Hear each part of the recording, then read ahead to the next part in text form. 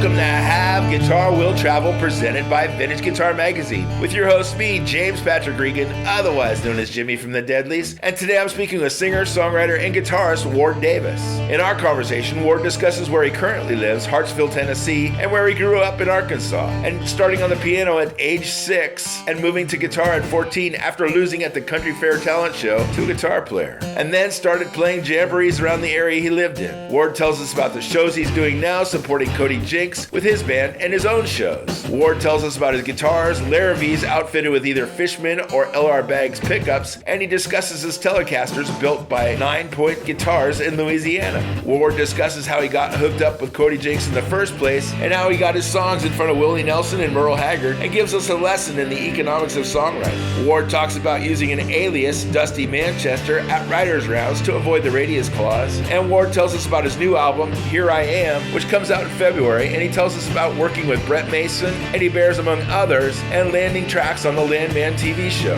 Ward describes why he chose to be on a label as opposed to releasing his own album independently, and Ward discusses his upcoming tour schedule after the holidays. Finally, Ward tells us about collecting historical documents and books from the 1800s, and his love of thrift stores, and his relationships and sobriety. To find out more about Ward, you can go to his website, warddavismusic.com. That's WARDDAVISMUSIC.com. Please subscribe, like, comment, share, and most of all, review this podcast. I really appreciate it. And please support Vintage Guitar Magazine and all the wonderful things they do for us guitar players, because they do so many wonderful things for us guitar players. Here's my friend Ward.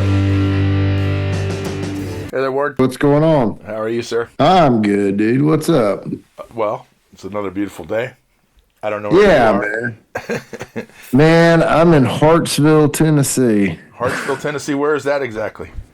It's like a little over an hour northeast of Nashville. Okay. Yeah, it's kind of out in the boonies. And what brings you to Hartsville? My ex-wife's hometown. So you're visiting your ex-wife? No. We have 2 little girls, so if I want to live close to them, I got to live in Hartsville. Of course. That makes perfect sense. Yeah, man. Well, thanks for having me on, dude. That's really cool. No, it's absolutely my pleasure. Thanks for being on. And you're originally, where are you from? I grew up in southeast Arkansas. Okay. And what did you do in southeast Arkansas? Not much, man. I was a kid. I left when I was 20. Moved to Nashville in 2000. So I've been here for a long time. When did you start playing music? I started playing piano when I was 7. My dad bought us a piano, and me and my sister started getting piano lessons. I got kicked out of piano lessons when I was 10 because all I wanted to do was play Garth Brooks. I wouldn't read music. I was listening to records and just playing what I heard. And sure. My piano teacher didn't know what to do with that. And when did you get a guitar? Well, let's see. I think I'd be 14. I used to play at the County Fair Talent Show every year, and I'd win because I was the only kid playing piano. And then one year I decided I was gonna play piano and sing, and I played against this kid named Kent Early, and he played guitar and sang. He sang this George Strait song called "When Did You Stop Loving Me?" Of course.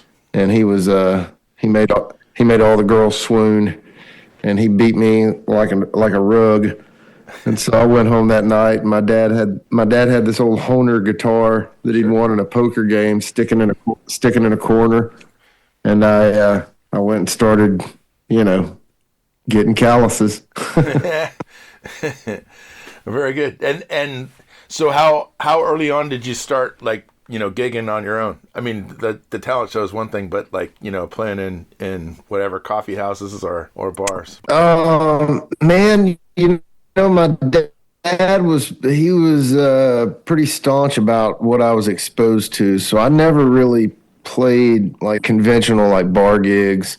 Man, I did a lot of parties and stuff back home. I played a lot on the jamboree circuit, which was really interesting. It's like these little Opries and jamborees scattered around, and so you go there on a Saturday night, you do 2 songs, and then you go home. Yeah, So in these jamborees, like it's a whole bunch of performers doing just a few songs each? Yeah, they would do like everybody would do 2 songs. There'd be like 6 or 7. Everybody would do 2 songs, and then like that would be the first half, and then there would be an intermission, and then there would be like a featured performer, and it was like the coveted headlining position to get to be that featured performer and get that $100. Do these jamborees still go on? Do they still exist? Man, I don't know. Hard to say. I know the main ones that I used to play at all closed down probably years ago. You know. Yeah. What are the venues that you're playing now? Let me see, man.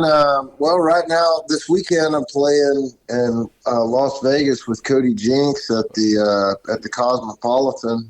Doing 2 nights there. Yeah. I'm playing here in Nashville New Year's Eve, the 3rd and Leslie. That's a great gig. Oh yeah, I love that place, man. That was the first place I played in town with a full band, 20 years ago. Yeah. When you do your gigs this weekend, is it just you and a guitar, or is it you and a full band? No, I'm bringing the band out for those. That's expensive. Yeah, man. Well, Cody pays me pretty well, so it's we've got rooms. They're not nice, but we've got rooms. Sure.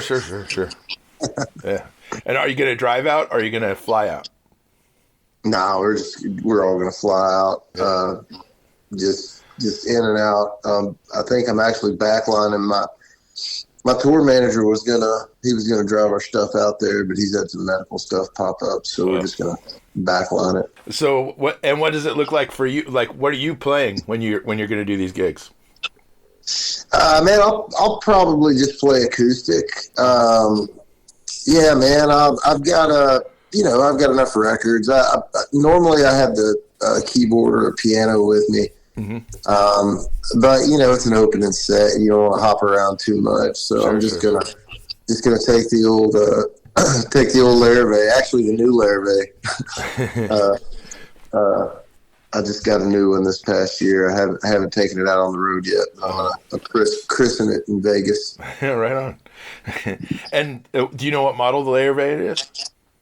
It's a triple alt 60. Okay. Wow. Man, it's a beaut, dude. It's got the Moonwood spruce. No, it doesn't have the Moonwood. I got the 50. It's got the Moonwood, but yeah, man, I love those Larrivees, dude. They're nice. Right on. Are you like endorsed, or do you have any kind of relationship with those guys? I don't know if they endorse me. They give me a really good deal when I call. That's endorsing right there. Yeah. I deal with John Jr. Okay. He set me up. I called him and told him what I needed, and he said, "Man, that's a real shame because I just got this one back from a review, and it's going to sell pretty quick." And I was like, "What is it?" And he told me it's triple alt 60, and I said, "How much?" And he told me. I said, "Do it." What are the onboard electronics on the guitar? Man, I think it's got the bags. Man, the one that I've been using. I have a triple alt 3 that I've been touring with that thing for 10 years probably. But it's got I think it's a Fishman Matrix. Do you remember those things? Sure. Yep.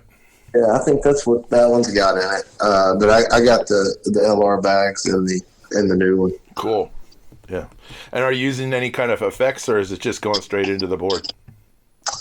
It depends, man. I got a Boss Chorus pedal there. It just depends on the song, depends on the room. I hate to have too much of that shit on it, but I know. But a little bit killed me. Yeah. How did you get hooked up with Cody? Man, I was touring down in Texas, and I got the opportunity to open for him, or not really the opportunity, but I got my name thrown in the hat, and he hadn't really exploded at that point. Yeah. I knew I saw pretty quick he was going to, but man, he just through some synchronicity, we ended up getting that gig, and he put me on one show, and then he put me on another one, and pretty soon we were writing songs and touring, and pretty soon after that we were on TV and doing all this shit, man. I couldn't believe was going on, but yeah, man, he's a good friend ever since I met him, man. We were at Floor's Country Store in Helotes, Texas. That was the first show. Wow, right on. Yeah.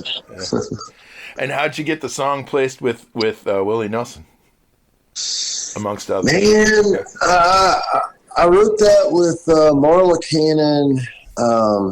Gosh, dude, I don't know, 2012 maybe. I don't maybe before that, 2011. Willie was looking for a duet with a female artist. I think I remember it was Sheryl Crow. It was either Sheryl Crow or Nora Jones. I couldn't remember. I can't remember. But anyway, we sent the song to her dad. Was producing the record. Marla's dad, Buddy Cannon. Okay. And she sent it to Buddy, and Buddy was in the studio with Kenny Chesney, and Kenny heard it. And so Chesney wanted it, and we saw dollar signs. Yeah. So we told him we'd hold on to it for him, and so Willie never heard it.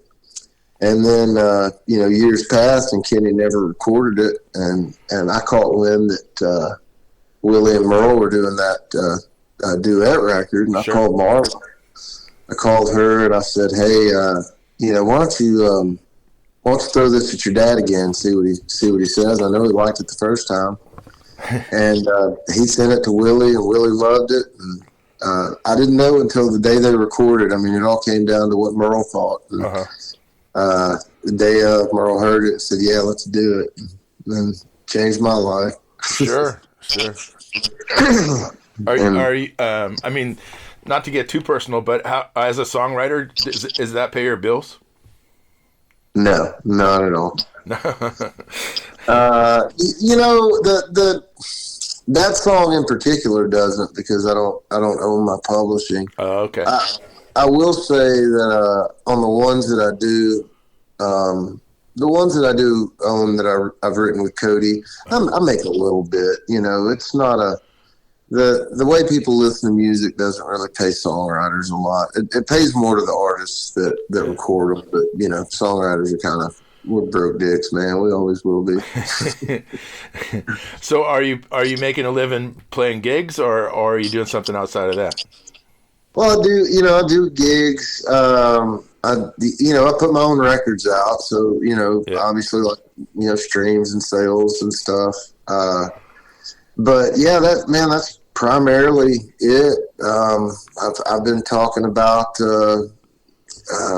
my manager and I have been talking about maybe doing a podcast. I'm maybe going to record 4 episodes and see how that goes. Everybody's doing a fucking podcast, though, dude. I have one. Well, man, then you understand it. It's hard to get. It's hard to get anybody to. It's hard to get. There's a million of them. It's hard to get anything going. You are absolutely correct. I was listening to a podcast before this, and it was somebody that I already knew who they were, like somebody famous. It was Bill Maher. Yeah. But yeah, man, we talked about that. Obviously I'm still writing, and the thing about songwriting, like when I write songs with Cody, especially, like Cody's real generous with stage time, and like he invites me out to do our songs together, and so cool. He always shines a really big light on the fact that we've written a lot of these songs together, and that brings people to my shows, brings people to my records. So like, songwriting didn't always pay the bills, but it kind of like if the money finds its way to me eventually sometimes. Good. I'm glad to hear that. Yeah. So, I mean, you have the shows that are on your schedule and all that. I mean, do you play at like brew pubs and stuff in town where you live, or apart from that? Dude, I would. We're playing like I'm playing at 3rd and Lindsley. I live just far enough out of Nashville that I cut into a radius clause, like it's not, I guess I could drive an hour and do that. But if I did something around here, like my booking agent even gets, scruffy with me whenever I do a writer's round in town. I always have really? to. Dude, I use an alias. My alias is Dusty Manchester. So whenever I do a writer's round, I'm always on the bill as Dusty Manchester.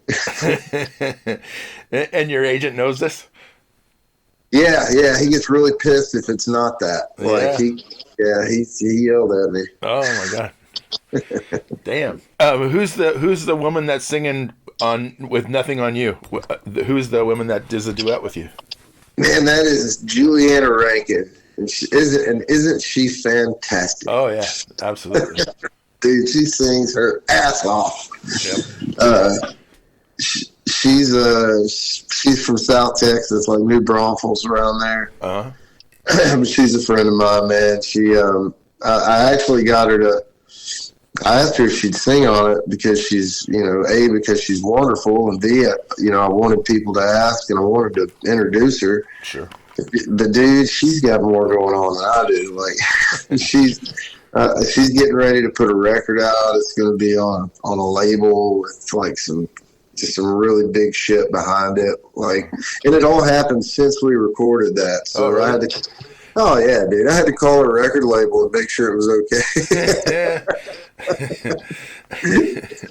I called her, man. I get a kick out of it because I'm proud of her. I'm really, really proud of her. She's great. She's gonna have a great career. So. Oh yeah. She did me a great favor singing on that. Well, you did her a favor too.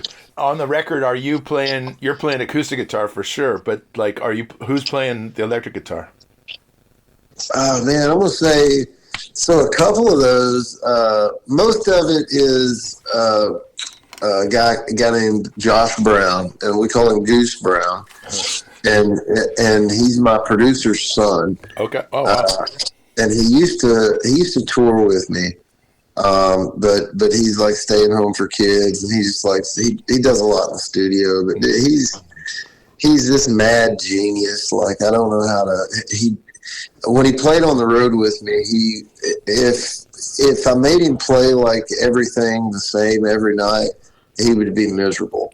So I'd tell him like, Goose, just play whatever you want, buddy, or we're all here for you. And he would go, you get a couple of beers in him and he would go ape shit. It was amazing.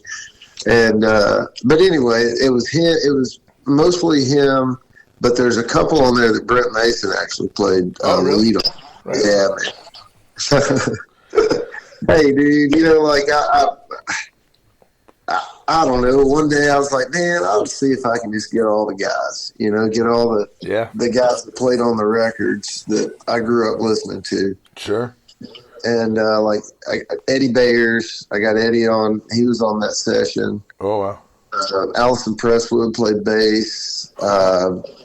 Oh yeah, dude. I have Janae Fleener. I don't know if you know about Janae. She plays fiddle and mandolin, but dude, you got to check her out. She is just the best, and I don't think I'll ever track again without her. She plays. I guess she's on the road now with George Strait. Yeah, dude, she's amazing. She does her own thing and has her own bluegrass band. That's cool. The record's called "Here I Am." When it comes out. Yeah. There's a song on it called "Here I Am." My friend Ronnie Bowman actually wrote it. It was man, it was just like it was the first song I heard that I loved after I quit drinking. Okay. And it's your brain is weird when you quit drinking. It hit me different. And I recorded it, and then I recorded it again because I didn't like the first one. And man, I put these songs together. Some of them are a year old, and some of them are 15 years old. I think one is actually 18 years old. Wow. And man, all they're on there because nobody wanted them, and I wanted this record to be the songs, not just the songs I'm proud of now, but the ones I was back then too. And I've still got a few more of those in my back pocket, but I did want to do some new stuff. So yeah, man, the cover is a picture of me when I was 3 years old, squaring off with a rooster named Big Boy. So it's the real me. Right on. For my own interest, why wouldn't you and rather than be on a label, why wouldn't you self-produce a record? Or put it out yourself. Man, you're not the first person. I mean, I asked myself that. Man, I had a big decision to make, man. I'm an independent artist, and here was this record label in New York. And, my manager called me, and he told me what the record deal is. And I've had a record deal before. Uh-huh. And I remember what I got out of it. And it was, 20 years ago that I had that deal. And this was just the best deal I've ever seen. I've never even heard of a deal so generous in like points. And they gave me an advance. Yep. And I looked at it like, it's a 2-record deal or maybe a 5-record deal. I don't know. It's all contingent on whatever, how record deals are. Exactly. But man, it makes my catalog that I own worth more. It brings more people to my music and when you put a record out on your own, dude, you're doing it by yourself. Sure. It's if I don't have a record label, then I'm having to pay somebody to do it. Somebody to promote it, So I looked at all these things, man, and I went up and I met with them, and here's a group of people who had zero input on the creative aspect of things. Uh-huh. I gave them the record. Dude, I got to tell you, man, this is the craziest shit I've ever heard. These people called and asked me what the next single should be. For the first single, all 3 singles so far. We've already got the 3rd one picked. Okay. And they've let me pick all 3. Wow. Yeah, dude. I mean, it's like not having a record label. It's just like having but they signed me, man. Like, again, I'm a 46-year-old independent guy, they believe in me. Like, they believe in what I do. They don't think it's they get that it's not a joke, it's not a game, and I don't look at it like that. It's a lot of fun, sure. But at the end of the day, this is a business, and I got 2 little kids, so I always got to do what's best for them. And yeah, I say I got lucky with those guys, man. I hate to say that about any record label, but they really, really are a fantastic team. And every time we need something, they jump. And I've never seen anything like it personally. Right. I'm glad to hear that. The Telecaster that you have, what is that? So that is a 9-point Telecaster. Oh, you're thinking of the one in the picture. Yeah. Man, dude, I couldn't even tell you. That's just one. A guy gave that to me years ago. It's real pretty. Yeah. And I beat the shit out of it for a long time. But yeah, I think it's just a standard American Telecaster. Okay. After I put that one up, I started playing this. There's a boutique guitar maker. It's called 9-point Guitars in Baton Rouge, Louisiana. Okay. And man, they make fantastic Telecasters. He hand makes the pickups and shit, dude. It's insane. So I've been using them, and I got Cody on them too. So now that's what Cody uses. And what are you playing it through? I haven't been playing the electric in a while, but when I did, I was going through a Blues Junior. Okay, yeah. I had one of those little orange phase boxes. I can't remember what they're called, little phase shifter boxes. Yeah, phase 90 maybe? Yeah, probably. Just gave it that big Wayland crunch. Uh-huh, yeah, exactly. Very fitting for your music. Yeah, man, well, it's... When you're on stage, when you got that thing hammered in your ear, it's hard not to have fun. Yeah, oh, yeah, of course. So what lies for the future after the record comes out in February? What's the tour schedule going to look like? Man, we're doing a lot of Midwest stuff. I know we're going to do the album release February 6th in Cincinnati or Newport, Kentucky at the Southgate House. Man, I know we're going to be in St. Louis. I'm pretty sure we got some Texas stuff coming up, some Nebraska, Kansas. You know, a lot of Middle America, man. That seems to be my core audience. So, I'm to the point in life where it's, you know, we'll probably hit Seattle, hit the West Coast once this year. We might do some East Coast stuff once this year, but for the main part, we're gonna try to keep it within a day or two at home. Okay. Oh, right on. That's smart. Yeah, man. And is it mostly weekends or is it all week long? It's a little bit of both. Mostly weekends, warrior stuff, but we've got a couple where we're gonna have to sit around for a couple of days while we. And are you traveling around in a van or in a bus, or what's that look like? And I just got me a new van last week. I got one of those Ford Transit vans. I'm gonna try it out. Yes, exactly. I had an NV 3500, one of those old Nissan vans. Yeah, it was great, dude. But the transmission just kept going. Yeah. I know. 1,000 miles. Yeah, I'm well aware of that.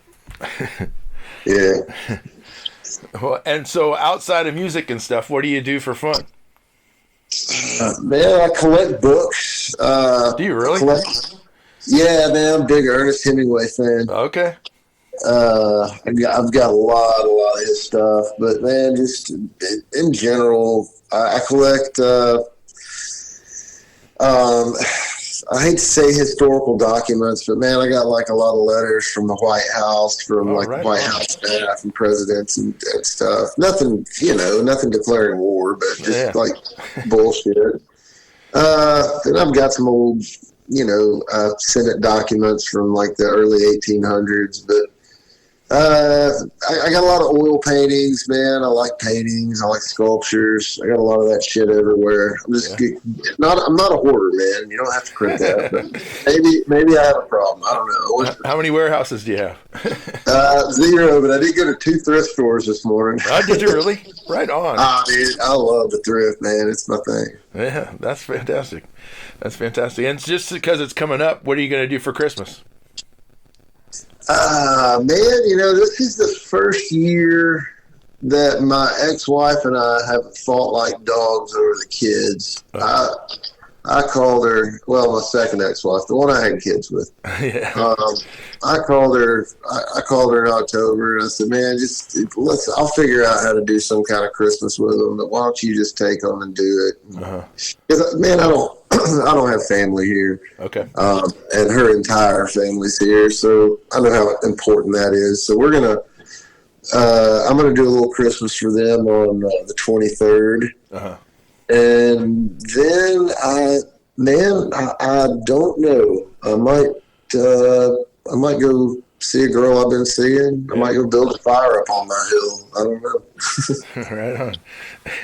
And this is I know the answer to this only because I've been through it too, but is it hard keeping relationships going when you're playing music, when you're out on the road? Man, I've been married 3 times, so apparently. Dude, hey man, I'll tell you, the last girlfriend I had, no shit, she had a boyfriend the whole time that we were dating, and I had no idea, man. I mean, and that was a combination of, me traveling and her just being a fucking liar. But but it's, I don't know, man. A lot of it has to depend on where you are in life. Like, me and my second wife, really the first one that counts. She, we had kids and stuff, and that was essentially just me being stupid and, hooking up with a girl. And then I ended up, it cost me my marriage, and then I married the girl. And that was, it was never difficult because of the travel and the road stuff. I think it was just difficult because of the alcohol and the trust barriers that were broken way early. And, so, it's nice. Here I am 46 and I just started dating this chick, but I'm sober, I don't drink anymore. Yeah. And I have control of my life and I have control of my career and my kids are good and everything's good, so, and also, I'm to a point in my life where it's gonna be this way. It's not gonna be. It probably won't be more. It probably won't be less. It's just gonna be a nice even middle. And going into things like that, you kind of learn how to manage it right off the bat. So hopefully, we'll see. Yeah. And how much time do you have sober? Man, I'll be 5 years in June. So right on. Congratulations. 4.5 years. Thanks, man. That's a good chunk of time. It was, I miss it sometimes, when I see, I don't know, I'll see somebody, really enjoying a drink, not getting drunk, but somebody enjoying a drink, and I'll think, man, I wish I could do that, But for the most part, I really don't even think about it, dude. I don't miss it at all. I don't want it. I know I'm better off without it. Absolutely. Well, Ward, it's been wonderful talking to you. I wish you the best of luck, and I can't wait to hear the rest of the record. That's that, man. Thank you for having me on here, dude. I really absolutely. I hope you have a Merry Christmas. Yeah, you too, man. Enjoy it. You too. Thank you. All right, see you, bud. Bye-bye. Bye. Thanks for listening to Have Guitar Will Travel. You can catch up on all the things I'm doing at thedeadlies.com. And I'm on all the social media platforms as well. And please support Vintage Guitar and all the wonderful things they do, because they do many, many wonderful things for us guitar players. Thanks. Please subscribe. Please tell a friend. And I'll see you guys next week. Bye, guys.